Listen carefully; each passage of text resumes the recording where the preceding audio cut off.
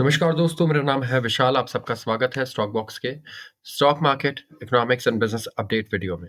यहाँ पर हम डिस्कस करेंगे ऐसी खबरें जो आपके इन्वेस्टमेंट्स की वैल्यू, आपके इनकम, आपके खर्चे और आपके बिजनेस और जॉब प्रोस्पेक्ट्स, इन 5 चीज़ों पर इम्पैक्ट डालती है। तो दुनिया में कोई भी ऐसी चीज़ हो रही है जो इन 5 चीज़ों को इम्पैक्ट करेगी, उसे यहाँ पे हम ज़रूर डिस्कस करेंगे। और ये आर्टिकल्स मैं लेकर आता हूँ 3 बिजनेस न्यूज़पेपर से। तो बेसिकली आप इंडिया के तो मेजर सारे बिज़नेस न्यूज़पेपर्स के सबसे इम्पोर्टेंट आर्टिकल्स को आप यहाँ कवर कर रहे हो इस वीडियो में।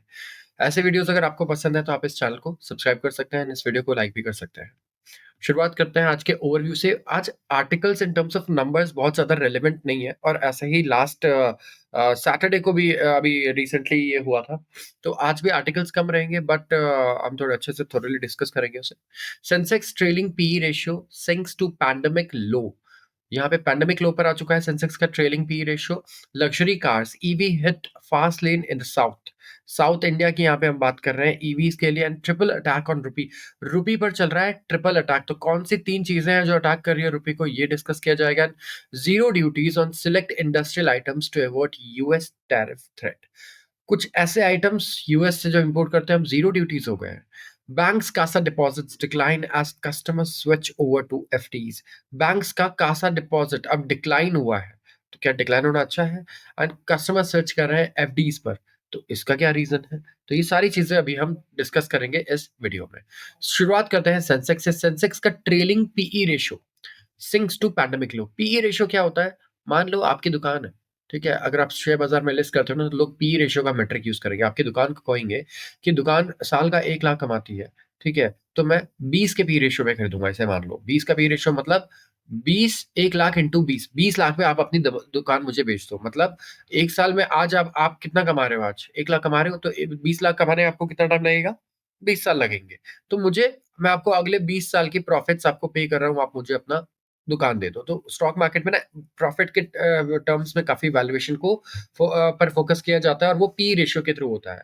तो इसीलिए यहाँ पर अगर आप देखोगे तो पैंडेमिक लो पर ये आ गया है, ऐसा कहा जा रहा है। मतलब जब कोविड आया था और स्टॉक मार्केट में क्रैश आया था, तब जो पी रेशियो चल रहा था, उसी लेवल पर अब सेंसेक्स का पी रेशियो करीब-करीब पहुँच चुका है। तो सेंसेक्स वहाँ नहीं है, लेकिन सेंसेक्स का पी रेशियो कोविड लो पर आ गया है।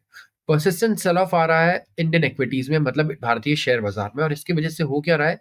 जो हमारे वैल्यूएशन है, कंपनी की वैल्यू है, पिछले 8 साल में लोएस्ट पर आ गई है। लोएस्ट इन द टर्म्स ये नहीं कि कंपनी 5,000 से 1,000 हो गई है, जो 8 साल पहले 1,000 था।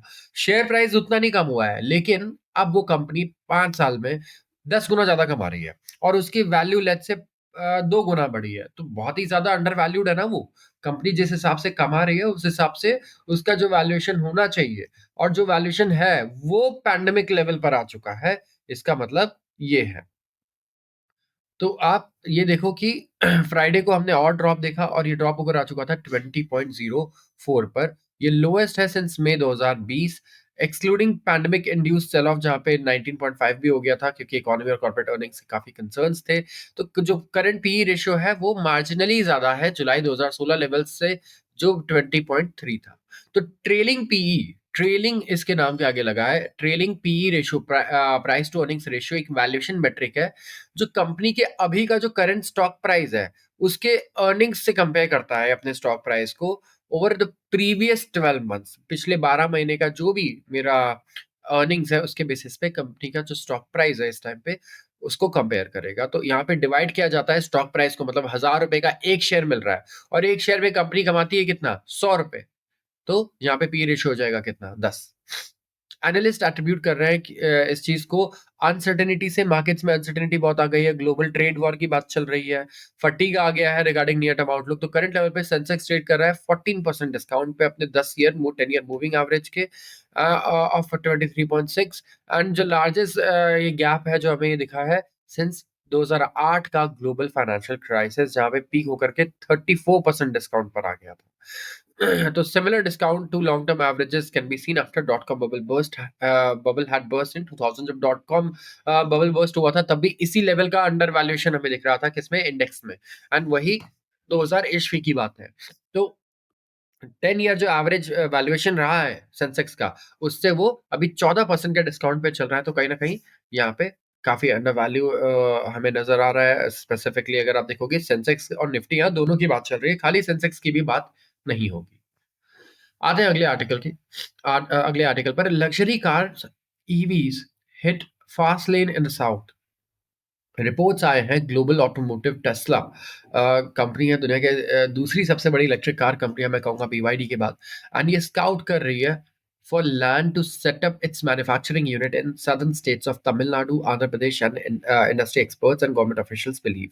कहाँ पे बात चल रही है? आंध्र प्रदेश एंड तमिलनाडु, इन दो जगहों पर इनका जो ओवर प्लांट है वो सेटअप हो सकता है इंडिया में। एंड उनका कहना है कि यहाँ पे well developed electric vehicle ecosystem बना रखा है उन स्टेट्स ने। डिमांड भी बहुत अच्छी है प्रीमियम व्हीकल्स की, तो और अट्रैक्टिव हो जाता है प्रपोजिशन यूएस कार मेकर के लिए।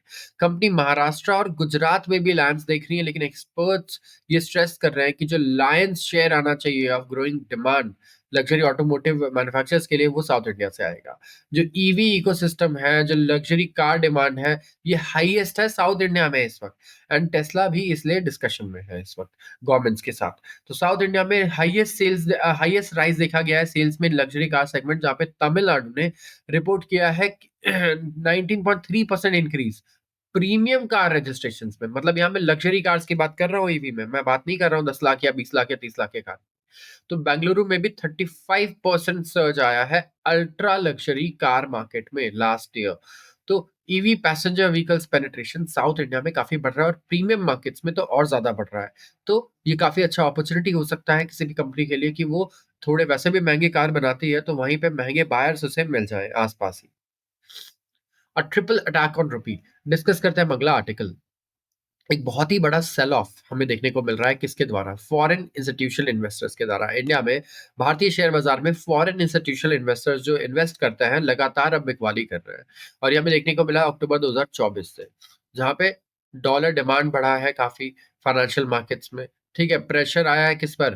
प्रेशर आया है रुपी पर, और मेजर्स जो हैं वो लिए गए हैं by the RBI to support local currency impacted its forex reserve. तो जो मेजर्स लिए गए थे आरबीआई द्वारा कि लोकल करेंसी को सपोर्ट कर पाए, कैसे? अगर रुपया गिर रहा है तो आरबीआई रुपए को बाय करके इसको सपोर्ट करेगा, राइट? तो यहाँ पे इसी तरीके से अगर आप देखेंगे तो फॉरेक्स रिजर्व से ही वो सेल करेगा डॉलर को। जब रुपया बाय करेगा तो रुपया आप कैसे बाय करोगे? रुपये की जगह डॉलर दोगे, तो यहाँ पे डॉलर को सेल करोगे, तो उससे आपके सिस्टम से डॉलर रिजर्व से कहीं न कहीं काफ़ी हमें डिक्रीमेंट देखने को मिलेगा डॉलर्स का। तो यहाँ पे अगर आप देखोगे लिक्विडिटी काफ़ी अफ़ेक्ट होती है। बैंक्स काफ़ी परेशान थे इससे।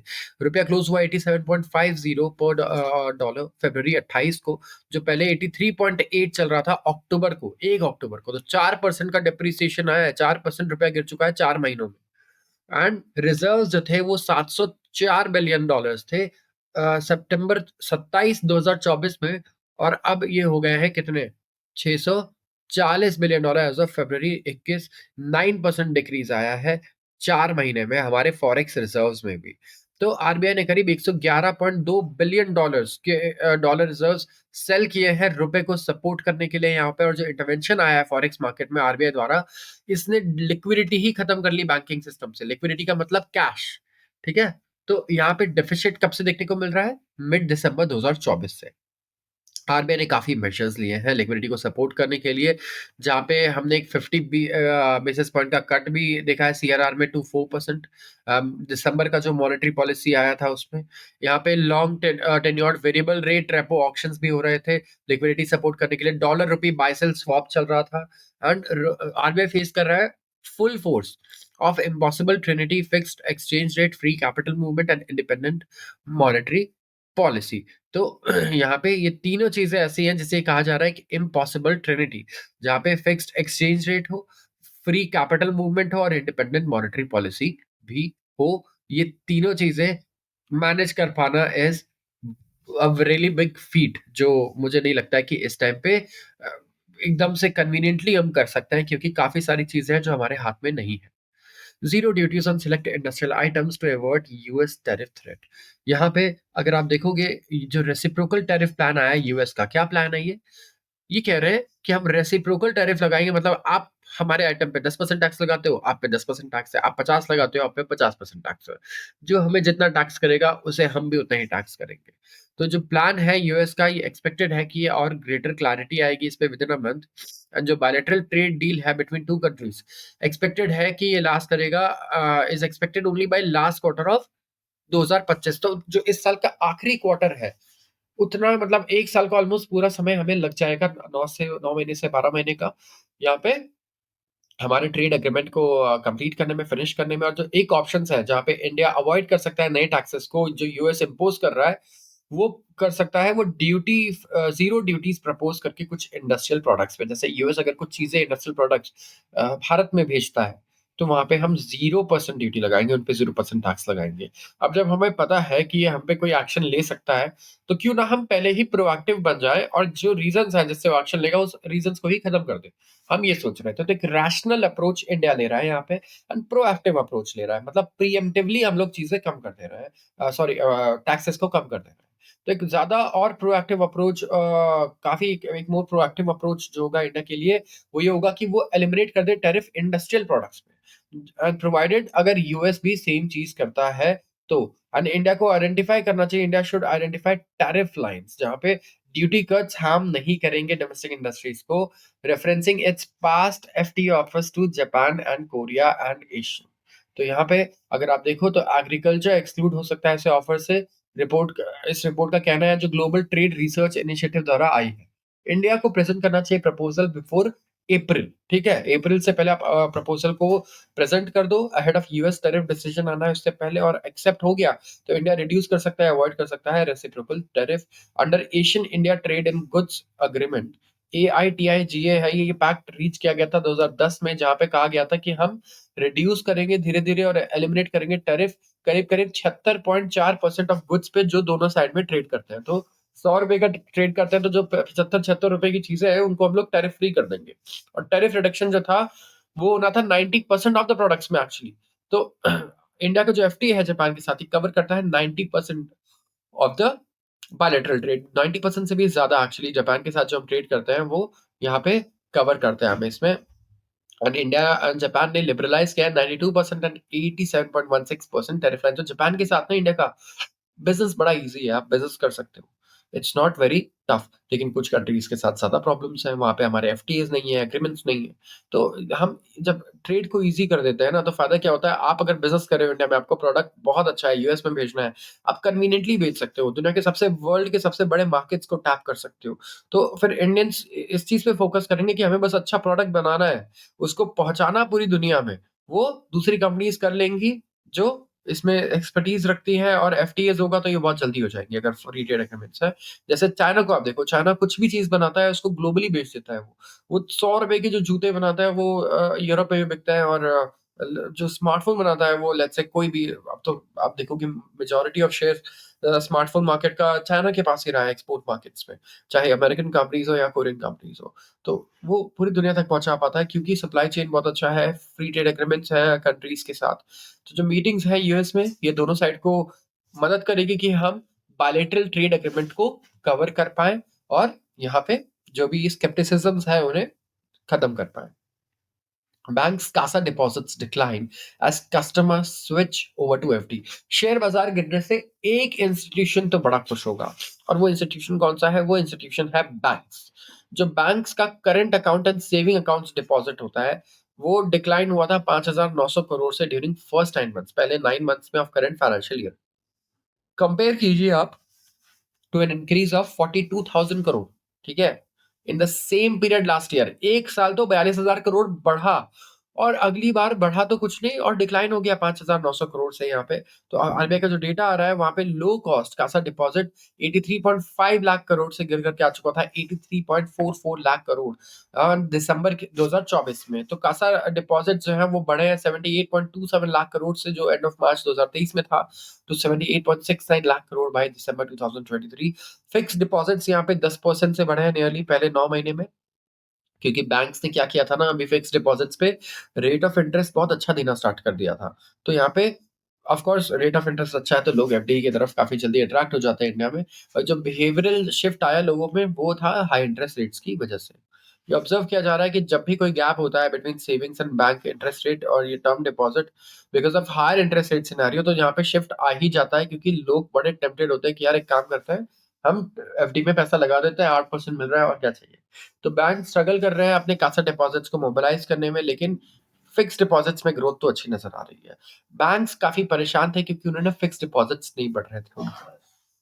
तो होता क्या है कि अगर बैंक के पास डिपॉजिट नहीं आएगा तो वो लोन देगा कैसे, राइट? सारे पैसे बोरो करके तो नहीं देगा, राइट? तो यहाँ पे फिक्स डिपॉजिट्स जो होते हैं एक काफी बड़ा सोर्स है बैंक्स के लिए, एक स्टेबल सोर्स है लोन्स का। अब लोगों का ये कहना था कि पैसे शेयर बाजार में जा रहे हैं, कहीं और जा रहे हैं, क्या हो रहा है समझ नहीं आ रहा है। बट इवेंचुअली अगर आप देखोगे तो फिर जब शेयर बाजार नीचे आया तो यहाँ पे इम्पैक्ट तुरंत देखने को मिला कि फिक्स डिपॉजिट्स में वैसे भी लोग ज्यादा पैसा डालने लग गए। एंड इसके अलावा अगर आप देखोगे तो एक रीज़न ये भी है कि बहुत ही अच्छे रेट्स ऑफ़र किए जा रहे थे, 8% के रेट्स ऑफ़र किए जा रहे थे कई जगहों पर, कई बैंक्स में फिक्स्ड डिपॉज़िट्स पर। तो यहाँ पे लास्ट ईयर भी फिक्स्ड डिपॉज़िट ग्रो हुआ है कितने से? 14% से, और रीच हुआ है to 170 lakh crore as of December 2023। तो फिक्स्ड डिपॉज़िट्स में ग्रोथ बढ़िया देखने को मिल रही है, बैंक्स काफ़ी खुश होंगे, कासा डिपॉज़िट्स रेशियो जो है वो काफ़ी बढ़िया तरीके से आई वी होप कि यहाँ पे बदलेगा एंड थोड़ा-सा टर्न अराउंड हमें देखने को मिलेगा बैंक्स के लिए। तो आज के लिए इतना ही। अगर आपको ये वीडियो पसंद आई हो तो ज़रूर इसे लाइक करें और चैनल को सब्सक्राइब करना बिल्कुल ना भूलें अगर आप रोज़ ऐसे वीडियोज़ को देखना चाहते हो। थैंक्स।